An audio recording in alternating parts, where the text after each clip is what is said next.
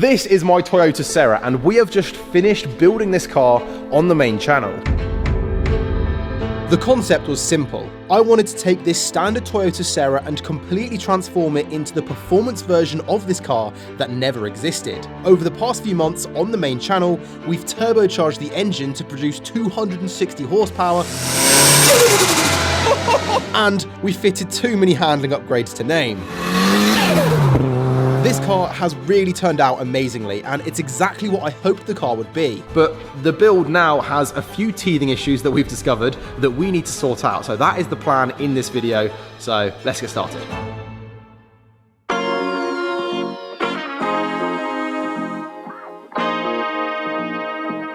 Okay, so the first thing that we need to do with our Sera is to do with the screamer pipe. Now, to show you what is wrong, I've got to remove it. That is our screamer pipe. Very small. It is pretty small. It's a bit of a downsize. So yeah, what has happened is our screamer pipe has literally snapped off on the welds. Now, the people who supplied us with this screamer pipe, they welded it up, and what it looks like has happened is the weld, they didn't use any filler wire for the weld. So it has just not been very strong. There was no penetration with the welding, and it just literally snapped off whilst I was driving. And I had to go running down the road, take my sock off because it was boiling hot, and then grab it and get it back. So what we need to do is go and get this properly welded up, and to do that we're going to go to the exhaust company. Okay lad, what's step one? Cleany clean. Cleany clean, step one. Right, step two, weld.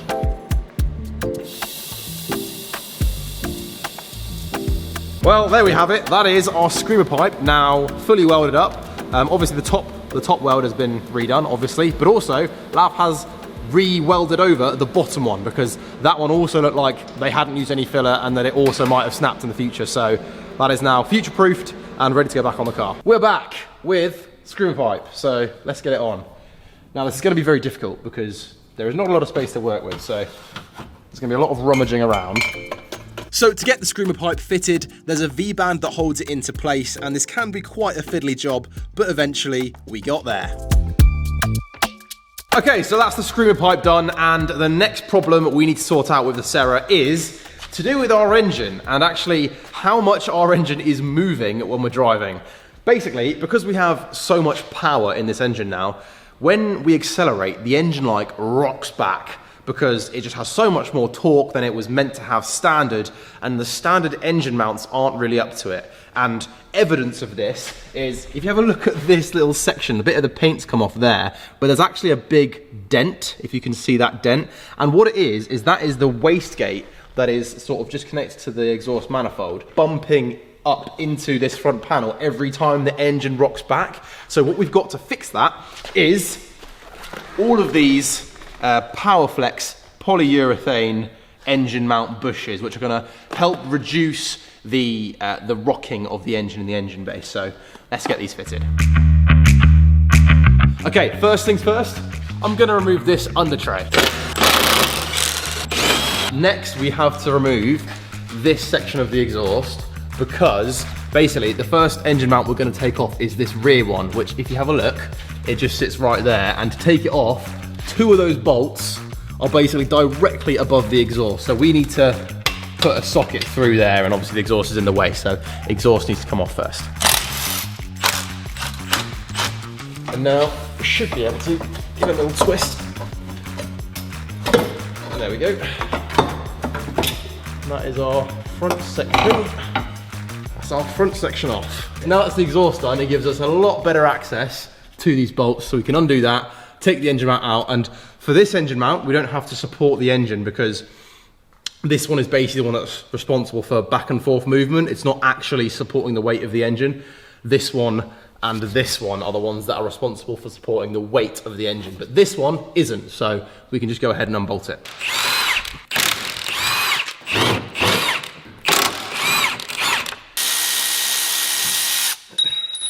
There we go. Now, our engine is a bit wiggly. Okay, so this piece of metal is sort of our rear engine mount, and this is the rubber bit just there. That's what gives the engine all of its movement. So now we have the fun job of hacking this piece of rubber out and replacing it with our polyurethane bush. So the technique we're going to use to get this out, I think, is just by using the reciprocating saw. There's no technique to do this properly. You've just got to try and get it out with what we've got.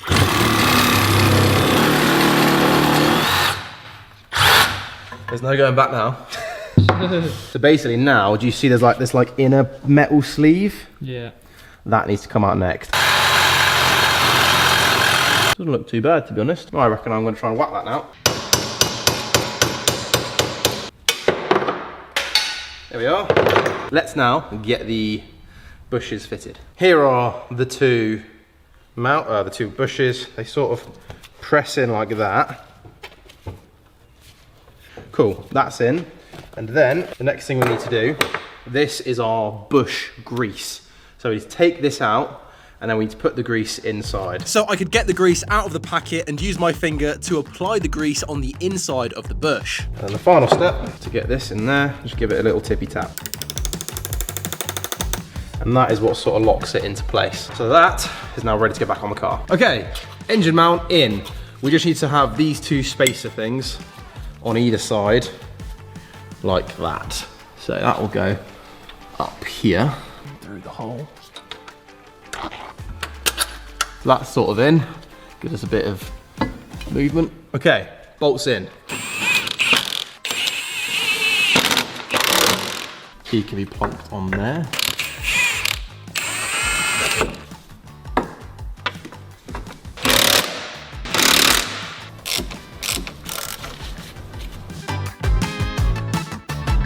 All done. That is 1 out of 3 of our engine mounts fitted. Okay, so the second engine mount that we're going to remove is this gearbox mount, the front gearbox mount. And to do this, annoyingly, this boost pipe is pretty in the way. So we're going to firstly undo that, take this bit out, and get the car down, undo the top one, take the top one off, remove this boost pipe entirely. That will allow us then to get to the bolts that we need to, and then we need to support this gearbox to help it. So when we undo the engine mount, the engine doesn't fall out, because this engine mount does actually support the engine. So first things first, remove gear boost pipe, support the engine, then engine mount can come out. There we go. Okay, that's our boost pipe out. Get this piece of wood on there, and that is now a lot of tension on that. And then if it goes down a little bit, we've got that there as well. So now we're going to go ahead and undo a few bolts and take out the old mount.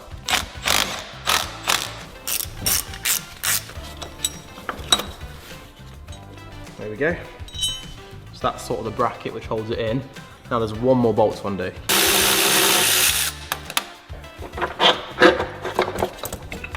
Ta-da! There is our other mount.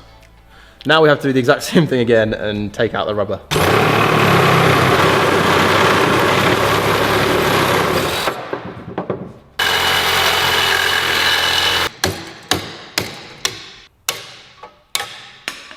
Bush, bush. Bush grease is in there. Oh, you can just press it in. That's easy. Now that is all done, we can get it in. Up she goes. So now we can get the bracket back in. So he'll sit like that. All right, that is 2 out of 3 done. Obviously we need to put the boost pipe back in, and we need to obviously put the exhaust back on as well, but we're gonna wait until a little bit later on to do that, because we do have some other work to do under here, which I'll show you in a bit. But before we do that, let's get the last one done.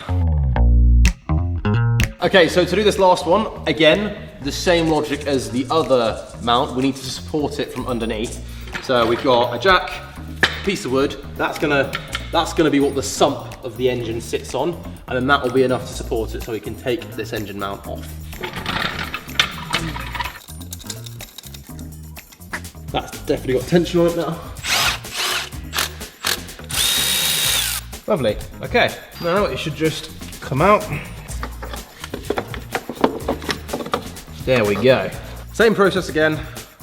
Need to get out the old rubber and then put the new purple one in. There we go.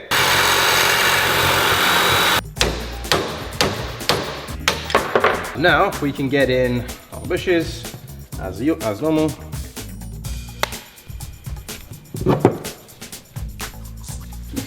Press that in.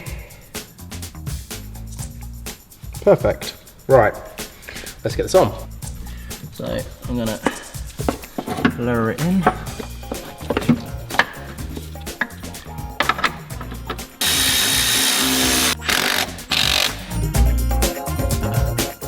And that is done. Complete. All finished. 100% done. Okay, so that is the engine mounts now fitted. As you can see, this is the only one that you can see.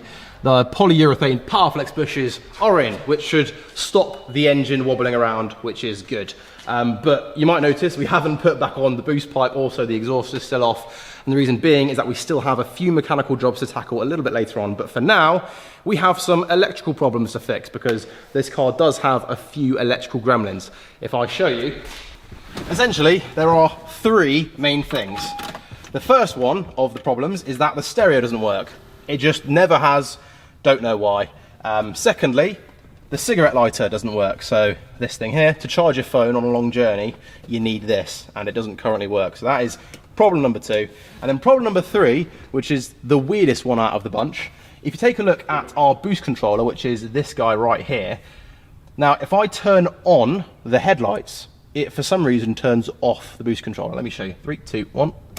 See that? It's turned off the boost controller. If I turn the headlights back off, the boost controller then turns back on, which is weird. So I'm not 100% sure what is happening here. So I have brought along someone who does know what's happening here, and it's none other than the main man himself. Dip. How are you, man? I'm good, man. How are you? Yeah, so yeah, we have some electrical problems with the Sera. Not a problem. But yeah, I think this will be a lot more simple than the cars that you've worked on in the past. Yes. I hope so, anyway. I mean, it's literally just probably 5 wires in there in total. Yeah. So you'll be fine. But yeah, obviously, you guys know Dips. You've seen him on Matt's channel, Chris's channel, Mark's channel, Auto Alex's channel, TDC's. Yeah, and now yours. And now mine. So yeah, he's making the rounds, but there is only one Dip. So yeah, let's get into fixing these problems. We'll work on the stereo first, because once we take the stereo out, I've got a strong feeling that the wiring for this is going to be running towards the back of that. So Dips made a quick start by removing the stereo, and it wasn't long before he found the first problem. Okay, so Dips has found out the first problem. Talk to me. Fuse for the stereo. Oh, the fuse for stereo just gone. Oh god, I really should have checked that. Yeah. Okay. This is why I always tell people to check the fuses first. Okay. Yeah, well, so we can put a new fuse in there. That should work perfectly fine after that. Oh, wicked. Yeah. Oh, there we go. Got power. Oh my god, it was a fuse the whole time. Yeah. That was very simple. I definitely should have checked that. Oh well. Okay, well, the main problem is that weird headlight Boost gauge thing. Yeah. So Yeah. I think that's the main thing to sort out. We'll jump onto that next. But that is nice. I like it Yeah. when it's a simple fix. So do I. So whilst I was trying to dismantle some interior trim pieces to give us better access to the cigarette lighter, Dips again made quick work of finding the problem with the boost controller. On a stereo, you have an illumination button. So basically what that's for is, so at night time when you turn your lights on, Yeah. the stereo lights dim out slightly, Okay. just so that it's not too bright. Yeah. They've connected the negative to the illumination. Right. you get what I mean? make sense why it only does it when the headlights. Yeah. Okay. Yeah. So all we've got to do is take that off there, put it onto grounding, job done, and then we'll look at why the cigarette light is not working. as Okay. well. So you can grab that out. So we'll grab back here. So Dips could then solder the ground onto the proper negative so that when we turn on the lights, the boost controller won't turn off. So now if you look at the controller, Yeah. and we turn on the lights. Oh, brilliant. Look at that. That is a job well done. The final issue to fix was, of course, the cigarette lighter. Now, this was an absolute nightmare to remove, and we were at it for ages, but after a while, we finally got it out. Oh my god. It twists off. Oh my gosh. Dips, you legend. He's done it. Dips could then test it out and found that the problem was with the connections inside the actual cigarette lighter itself. So from here, there it's fine. There it's fine. Nothing. Yeah, send it like fold back over on itself, Yeah. isn't it? To fix this, Dips advised us to get a new cigarette lighter, but luckily I thought of a perfect solution. Okay, I have stolen something from Boris. Basically, Dips's synopsis, or diagnosis, whatever the right word is, was that the inside like silver thing on the cigarette lighter was faulty, so I have stolen Boris's one. And we just need to take this out and then use it on this, and it'll probably work.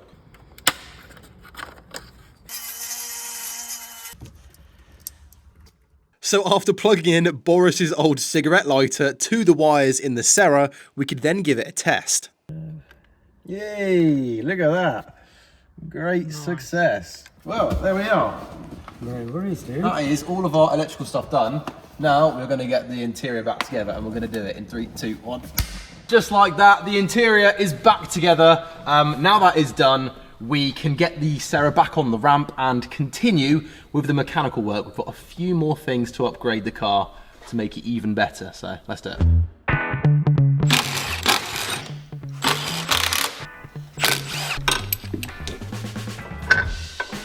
Okay. There we go. Okay, so we've removed the anti-roll bar. Now that is done, we can get on with removing this lower arm. You might be wondering why we're doing that, and the reason why is we're fitting this, which is an anti-lift kit.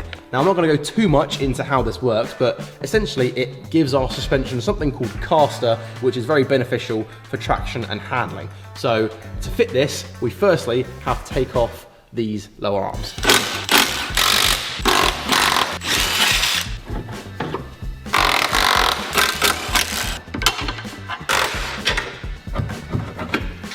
There we go. Okay, so we are now ready to try and hack off this bush. Now, I'll be honest, I'm not 100% sure what I'm doing here. I'm not really sure what bit I'm supposed to cut through, but we're just gonna send it and see what happens.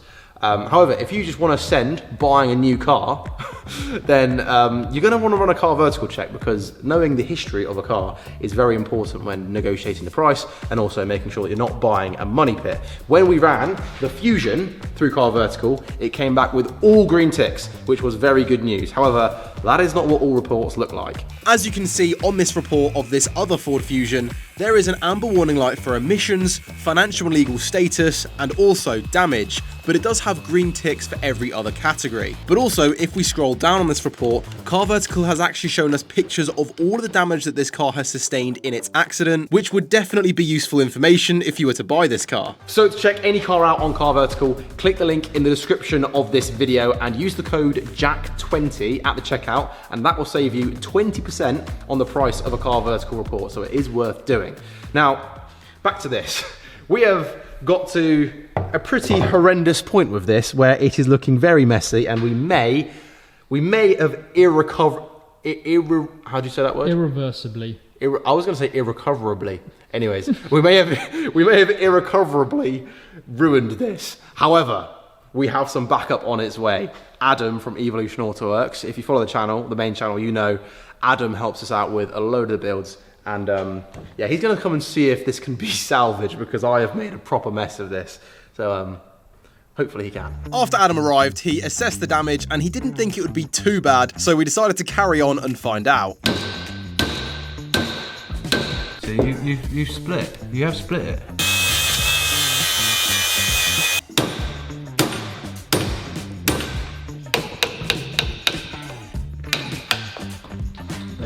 So in the end, the damage to the lower arm wasn't even that bad, so we could just go ahead and do the exact same thing on the other one.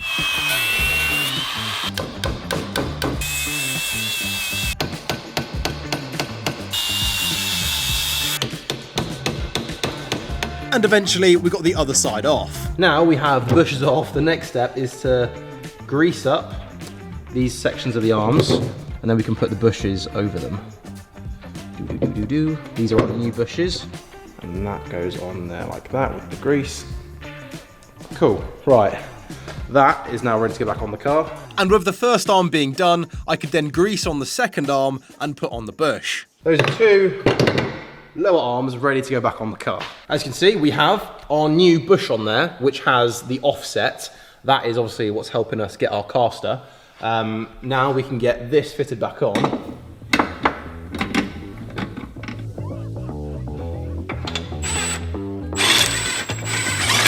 Okay, now we can get this spacer in, which just sits underneath the bush, and this also helps give us the caster.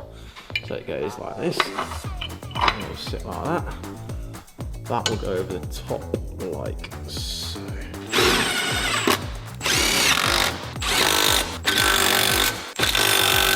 One side done. So after that, I could then go ahead and do the exact same thing on the other side.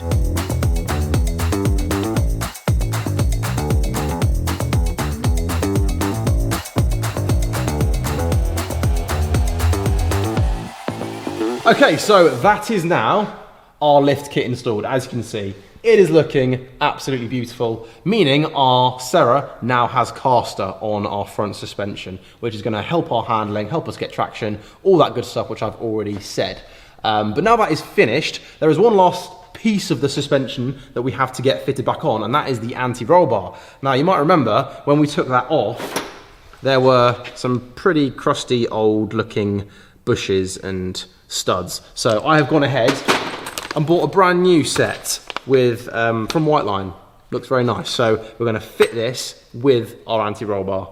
Let's do it. Now, not only are these new bushes and washers going to make it look so much better underneath the car, but it's also going to help out with our responsiveness in our handling as well.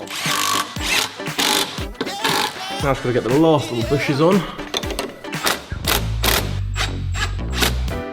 This morning, now watch me step.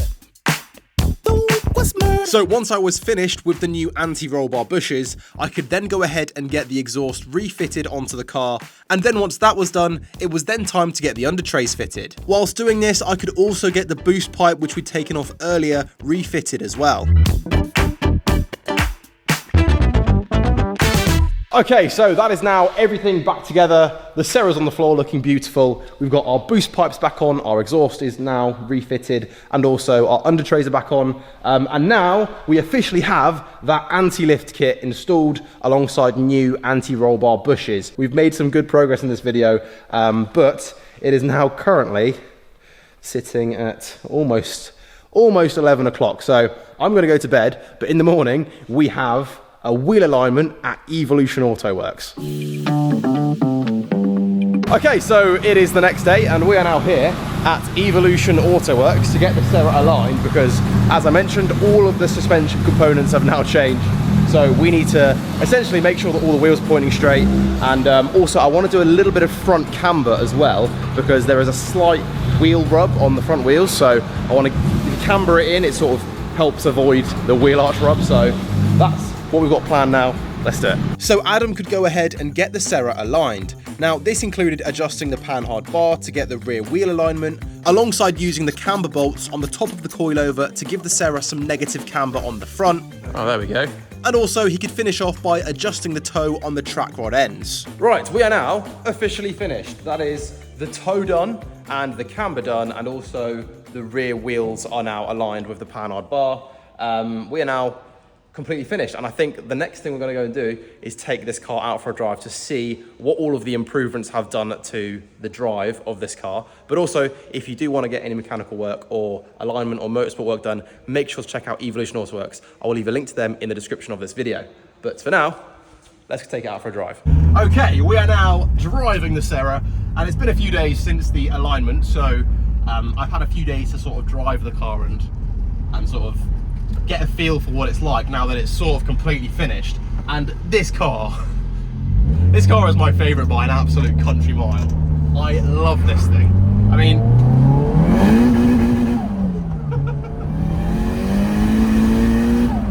it is so quick. It probably gets you, like, does it get your stomach going? A little bit sometimes, yeah. Like, I just love this car. It is rapid, but with the stuff we've done this video, we've just made it so much better. We now have our stereo, which means we can play music. Look at it, it's working. Look at that, it's working. Wow, I can change the volume.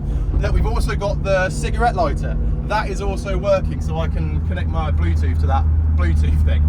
And the car is just so functional now. There's nothing that doesn't work. Thanks to the alignment that Adam's just done as well, Yep. the car feels like the steering wheel is pointing dead straight. The camber, I can feel it in the corners. Like, I've been driving it around and I can feel the camber in the corners, helping us to get extra grip, which is great. So yeah, this car is just, it is my favourite we've done on the channel, even though it's not performed well. If you look at the views on the main channel, this car didn't have as big of an audience as other projects we've done. but I really think like this one is going to be a car that I'm going to keep, and it's a car that I absolutely love. So if you did enjoy the Sera project and you're looking forward to the next projects we do, and also if you're liking the second channel videos, make sure to like on the second channel, make sure to subscribe, and we have got a very big video on the main channel coming up, which is why we haven't posted in a while. So make sure to stay tuned on the main channel for that, and I'll catch you all in the next one.